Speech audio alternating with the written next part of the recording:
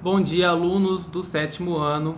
Aqui é o professor Lucas. Eu estou gravando esse vídeo agora para ajudar vocês a responder as questões que eu passei para vocês aqui da página 101 e da página 102 do capítulo 8, tá bom? O capítulo 8, para quem não está ligado, é o capítulo, vou mostrar aqui para vocês, que trata sobre as grandes navegações, tá? Então, o que são as grandes navegações? São aquelas grandes viagens que os europeus faziam, atravessavam o oceano, né? Tentavam chegar na Índia. Eu já expliquei no outro vídeo, eles acabaram chegando aqui no Brasil, tá? Então, a atividade da página 101, ela traz aqui, eu vou cobrir aqui as respostas, tá? Ela traz aqui esse mapa, que é o primeiro mapa da história onde a América é desenhada, tá? Porque antes, quando os europeus saíam aqui da Europa e atravessavam nesse sentido, eles achavam que o continente americano ficava colado aqui no continente asiático, né? Então, esse aqui é o primeiro mapa onde a América aparece separada como um continente sozinho. Presta atenção que eles achavam que era só isso daqui a América, né? Porque eles vinham com o barco, paravam aqui e tal, viam a praia, mas não entravam dentro da mata. Eles não tinham noção de quanta terra para dentro do litoral tinha. Então eles desenhavam só esse trechinho aqui, que era o que eles conheciam, né? Isso aqui é um mapa, não tinha satélite para tirar foto do espaço, não tinha como eles subir num balão, num avião, não tinha essa tecnologia, né? Então, baseado no que os navegadores falavam, né? É por isso que hoje o GPS a gente chama de navegador, né? Baseado no que os capitães dos barcos dessas navegações falavam, eles desenharam aqui o continente. Então aqui o mapa ele traz umas informações, né? Vocês têm que ler o texto aqui em cima para saber, tá? Sobre o que está falando. E aqui ele traz informações sobre o mapa, tá? As perguntas elas são muito fáceis de responder. Não são perguntas que você tem que refletir, pensar. Não, tá? A resposta está escrita aqui nos lugarzinhos, tá? A única que você precisa realmente de alguma coisa aí é a 3, que você tem que olhar um mapa de hoje em dia, mas aqui no livro mesmo, se você for um pouquinho mais para frente, você encontra, ou em qualquer livro, qualquer internet você encontra um mapa, nos dicionários hoje em dia, às vezes dentro de qualquer lugar você acha um mapa mundi, né? Diferente do que era na época. Na época, o cara tinha um mapa o ano inteiro. O cara demorava o ano inteiro para fazer esse mapa aqui, porque era muito detalhe, era muita informação, ele tinha que recolher e tal. Na verdade, demorava bem mais que um ano. Então, o rei encomendava para um cartógrafo, né? Hoje tem a faculdade de cartografia, mas na época, um cartógrafo demorava anos para fazer o mapa. Porque, primeiro, ele nunca foi num negócio. Ele faz baseado... Alguns iam. E se alguns fossem, eles tinham que ir lá meses viajando para conhecer e aí sim... E outra, é muito difícil, sem você olhar de cima, você imaginar como as coisas são, né? É complexo, é trabalhoso. Esse mapa aqui, ele como está escrito aqui, a certidão de nascimento. É a primeira vez que desenharam a América lá para alguém ver.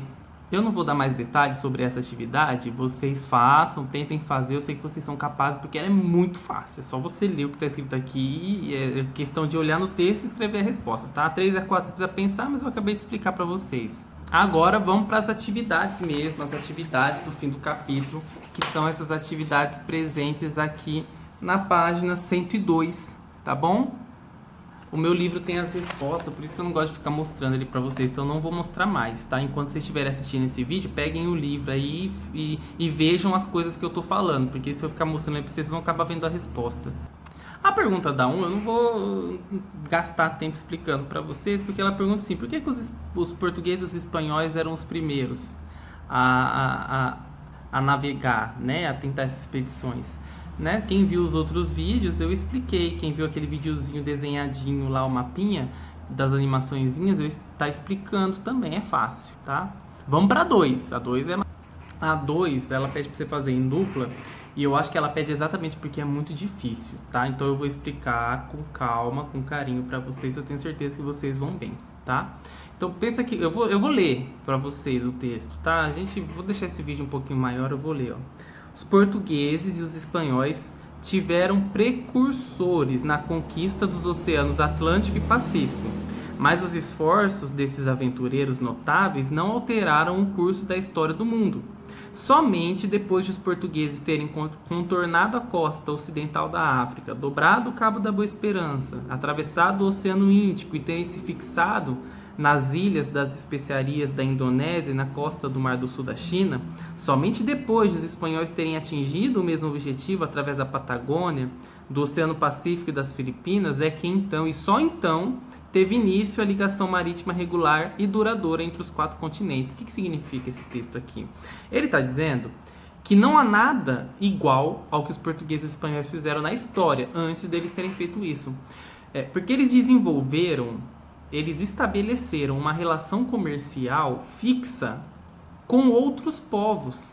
Olha que louco isso. Ele está dizendo que se desenvolveu um comércio, que se desenvolveu uma relação comercial estabelecida, duradoura, entre países longínquos, né? A gente está falando de Portugal, que fica na Europa, aqui em cima, da América, de um lado, aqui do outro lado, e da Oceania, aqui do outro lado, da Ásia, da China, da Indonésia, bem longe, né? A gente está falando de centenas de milhares de quilômetros de distância, tá? Então vamos tentar responder as perguntas aí. Por que, para o autor, as viagens portuguesas e espanholas se diferenciavam das dos seus antecessores?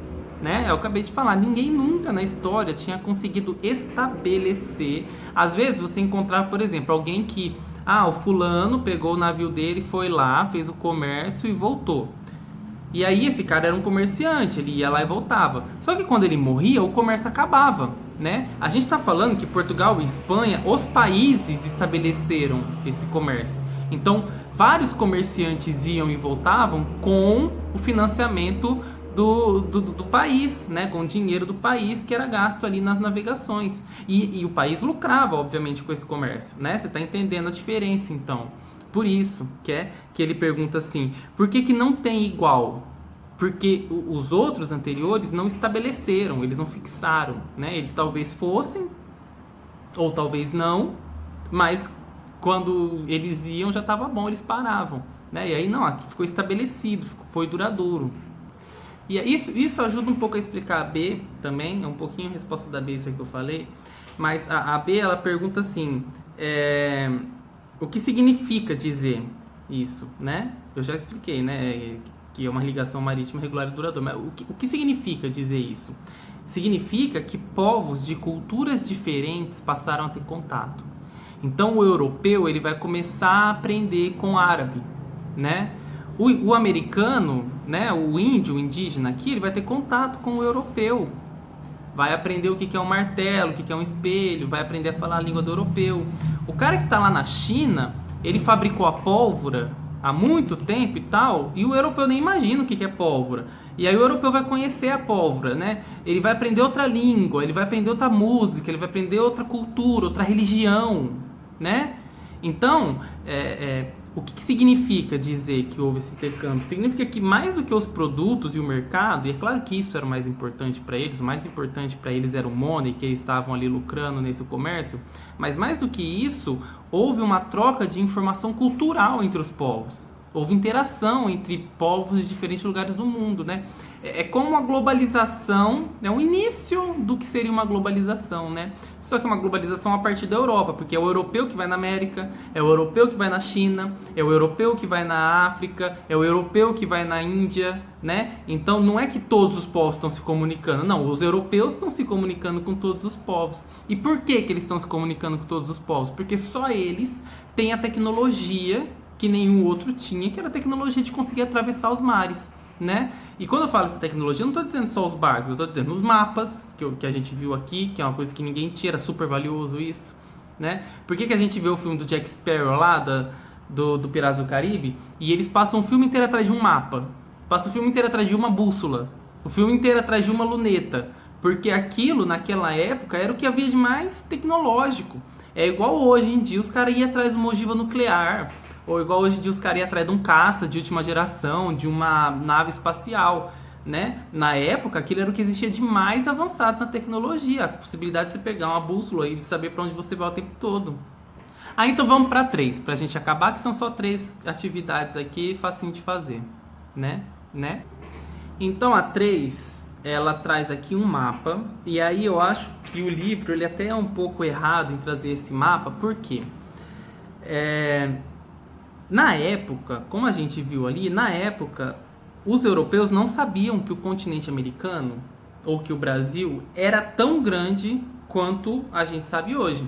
Eles não sabiam, eles só conheciam a costa ali, só o litoral do nosso continente. Então o que aconteceu? Portugal e Espanha negociaram um tratado, uma linha que dividisse, ó, do lado de cá é seu, do lado de cá é meu.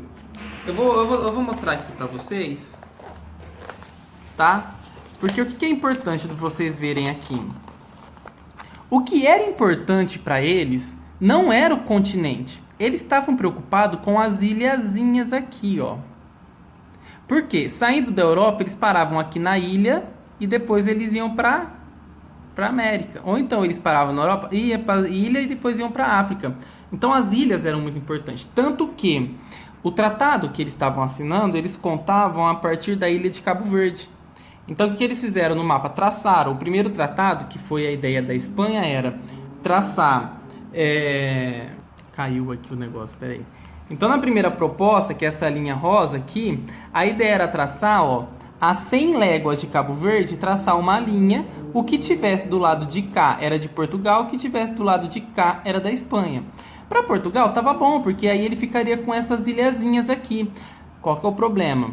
Portugal já suspeitava que o continente aqui talvez tivesse bastante território, e a Espanha suspeitava também.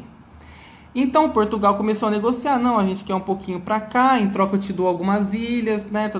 E aí eles assinaram o Tratado de Tordesilhas, que é o que ficou valendo, que em vez de 100 era 370 léguas, né? Olha só o tantão de terra que Portugal ganhou a mais, tá vendo? De qualquer forma, Portugal ficou com esse pedacinho pequeno do continente americano e a Espanha ficou com todo o resto. Claro, eles não sabiam que esse todo o resto era tão grande, né? E depois Portugal vai invadir a parte da Espanha, isso aí 100, 200 anos depois. Mas isso aqui é um acordo que existiam, o que foi firmado entre as duas nações para decidir quem ficaria com cada um. Só gostaria de relembrar vocês que Portugal descobriu o continente americano através de muito estudo, né? Através da faculdade, através de investigação, através de desenvolvimento de tecnologia. E a Espanha não, a Espanha descobriu a América por sorte do acaso, graças ao Cristóvão Colombo, né? Então, notem como a Espanha prosperou aí, né? Teve sorte nessa arranjada dela aí, tá? Na A, ele pergunta assim, qual das duas propostas de divisão foi a primeira e o que cada uma delas estabelecia? Falei qual que foi a primeira aqui, já dei resposta e já dei o número até das léguas, né? B, que mudança houve? Já falei também.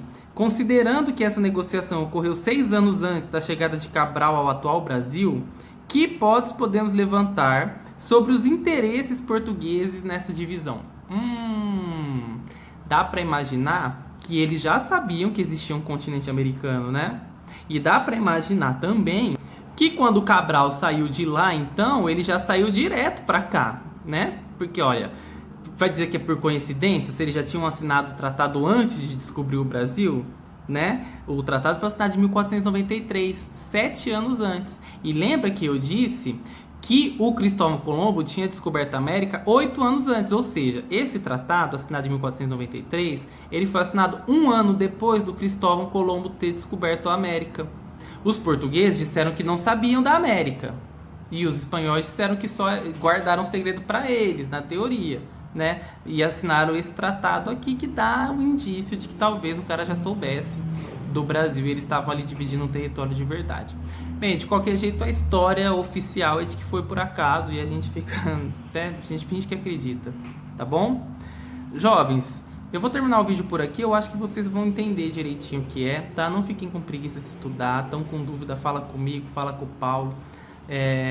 Tá chegando o Dia das Crianças, né? Um parabéns para todas as crianças, lembre que é Dia de Nossa Senhora também, tá? Não desistam, mantenham-se firme, tá bom? Eu tô aqui com vocês, tá todo mundo junto e bons estudos para vocês, até semana que vem. Tchau!